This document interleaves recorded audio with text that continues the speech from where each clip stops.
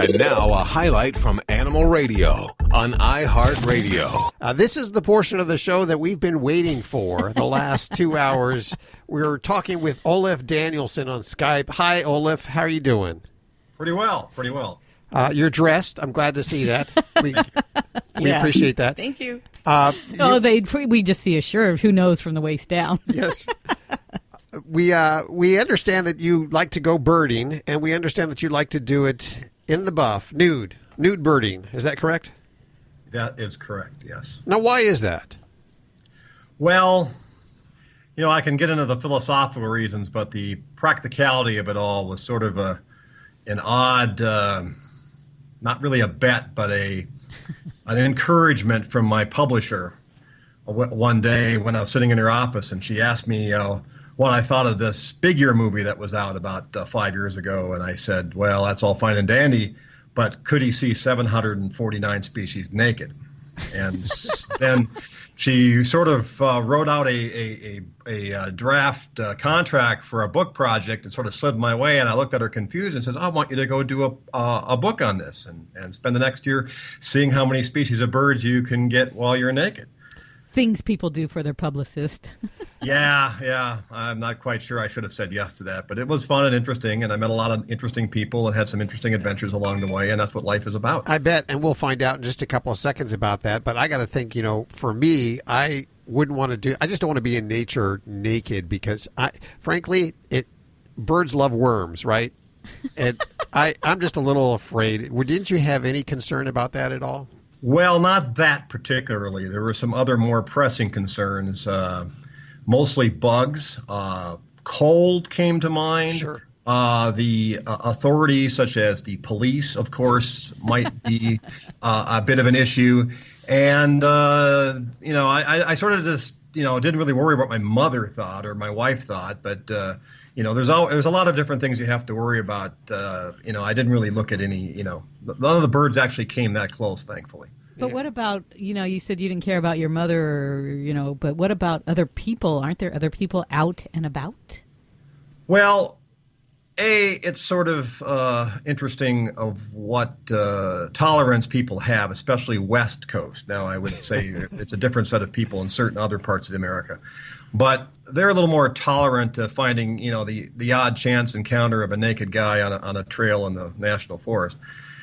But, I sort of decided that, when I first started this, I said, well, there's a lot of places in America that people go naked at. And I started with there, and then sort of, to get a better birding total, I had to kind of get out of the naturalist clubs and sort of get to more interesting venues, which did involve some risk for me in getting in trouble. But it all worked out, and I didn't get arrested despite a couple of encounters that might have, and I didn't get eaten by anything. I did get chased by a bear on July 4th in 2013, actually into, strangely enough, a Hindu wedding photography outing. They were taking wedding pictures for a Hindu wedding when this bear was hot on my tail, which was actually good because then as all the people yelled, "Bear, bear," the bear sort of stopped, and I kind of snuck around in my car, which when I came there was nobody at the parking spot in Yellowstone. But odd things did happen. Did you do this alone? Sometimes. A lot of the places I went to would require spousal participation, especially in some of the clothing optional clubs that I went to. Sometimes I would bring my friend, a friend of mine with who's another birder. Sometimes he would take off his duds too. Sometimes he would trail back on the trail. It was sort of my, if somebody came bouncing up the trail behind me, he would start going into a coughing fit or start talking to him and would give me some time to whip out a kind of a sorry pareo wrap that I carried in my little water pouch that I had with, so I could pull out and get some decency, so to speak, and not get into trouble. Yeah, because that looks normal. A guy walking around with a sari, naked but a sari in the woods. Yeah, I kind of got some funny looks, especially in Florida once from that, I would admit. We are with Olaf Danielson. He's an author. I'll tell you a little bit about his book, and we'll get some stories. And he has official rules for birding. That's all up next right here on Animal Radio. Stick around. We are with nude birdist, or I guess nudist birder, Olaf Danielson. And to celebrate, we're actually all doing the show today in the buff, except for a precariously placed Animal Radio bumper sticker. So welcome back, Olaf. Tell us, there are rules to your birding, your nude birding. Is that correct? And where did these rules come from?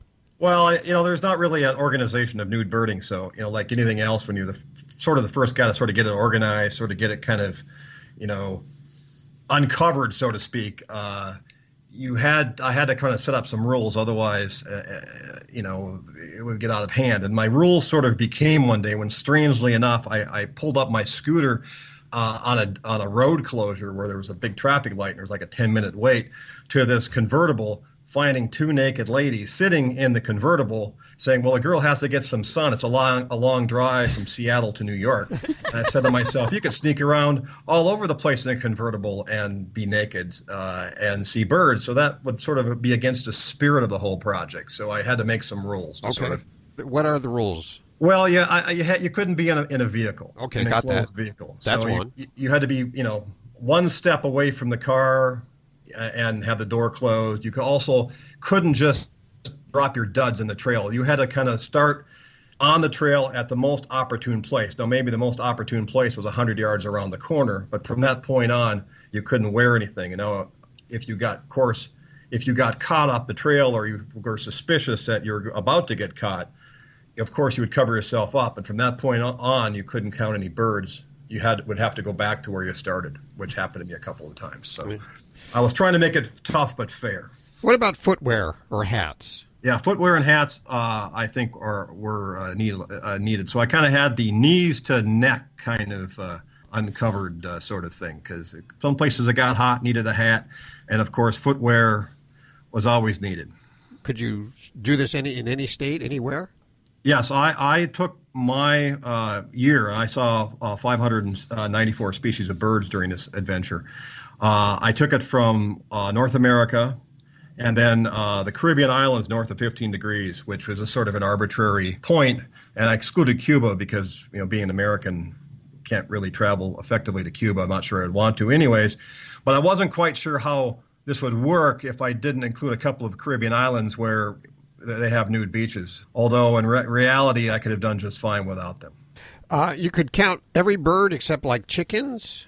Well, you have to have, accountable species. Now, the birding authorities have sort of said the bird has to be free-ranging, can't be in a zoo, it has to be self-sustaining population. So obviously chickens are not self-sustaining, and some other minor issues in terms of if you can count the species. There's a well-documented list of bird species out there for most birders that we all sort of follow.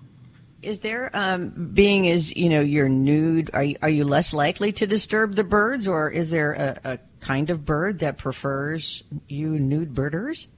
One would say that it shouldn't make much difference, but it did seem to me, anecdotally, of course, that in some places the birds accepted me. Sometimes it seems like I could get closer to them when I wasn't wearing anything, but that could just be my perspective. I don't know. Any wild stories that come to mind?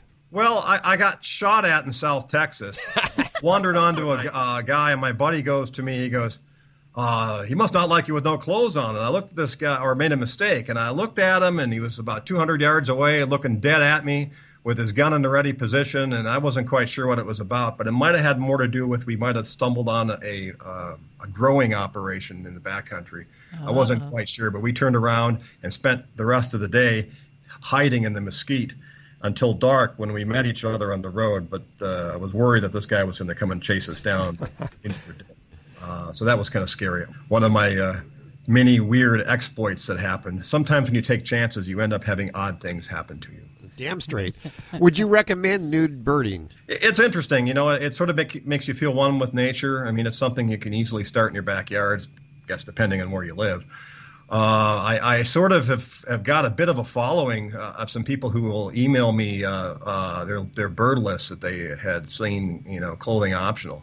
And it's kind of interesting that there's some people out there doing this now. But it's interesting. No, I'm not exactly, a lot of the places I did go, bringing a binoculars or a camera was always suspicious. So I wouldn't necessarily recommend that. It's just... You have a book, and before I say the title of the book, confirm that these are all birds in the title. Is that correct? Yeah. Yes, yes. Okay, the book is called Boobies, Peckers, and Tits. All birds, ladies and gentlemen. Get your mind out of the gutter there. What's the book about? It's about I spent a year, as I said, 2013, seeing how many species of birds I could see while I was naked. It's a bit of a sociology study on a lot of the places I visited, as well as my birding exploits. A lot of weird things happened to me during that course of year, and I decided that, as my publisher would recommend it, I kind of kept track of all these stories and made it into a book. And is there a website? Adventures with Olaf, which is bigyear2016.com.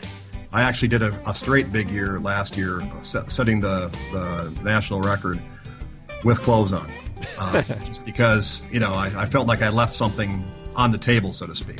We will put links to everything over at the website that Olaf's mentioned. Olaf Danielson joining us. Thank you so much for hanging with us today. You're listening to Animal Radio. Visit us at animalradio.com or download the Animal Radio app for iPhone and Android.